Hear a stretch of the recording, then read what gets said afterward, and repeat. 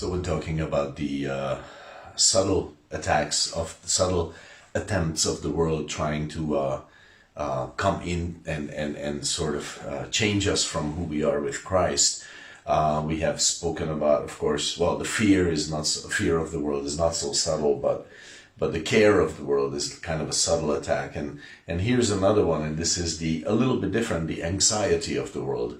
And this is something that we see in many places in Scripture, but maybe one that always kind of very clearly told me about this was in Matthew 2:3, where Herod gets news that Jesus, the king of the Jews, is going to be born, and of course he's the king of the Jews by Rome, by the power of Rome.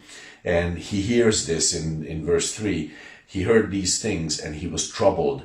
And he wasn't just shocked, but actually he was struggling with it. He wasn't just, it was not just unexpected, it was unacceptable also for him, this news. Like, he was a foreigner, he was a usurper, he was fearing a rival coming in the picture. He was a tyrant, and he feared that this rival to the throne would be welcomed by the people. He please note how it happens, because it says the king had heard these things, he was troubled, and all Jerusalem with him. And then please note the growth and the infestation of this anxiety. It doesn't stay with Herod. It goes out to the whole city, and I'm sure even more. It's such is the nature of the anxieties of the world. They can influence and affect and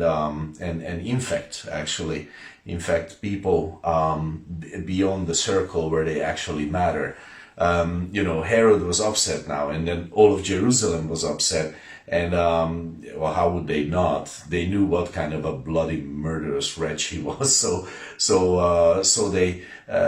of course they were upset. But this is how it happens. This can easily come to us, for example. There is trouble in the heart of one person in the world. They make a YouTube video with some convincing images and talk, and then you watch it, and then their anxiety comes into your heart, and you start worrying about whatever they posted on, and you get concerned about stuff that is definitely not your problem. You definitely cannot solve it.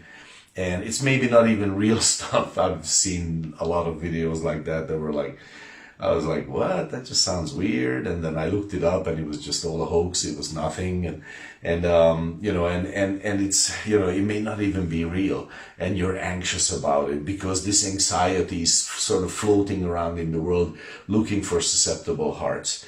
And, it's, that little bedtime story about Chicken Little, running around, the sky is falling, and it's kind of ridiculous. But then everybody gets anxious and worried about all kinds of things on YouTube unnecessarily, and the anxiety of the world can even come in with us believers. And this can happen to us, and we need to sort of guard our hearts. And this is a very important question, like, is your heart established with God?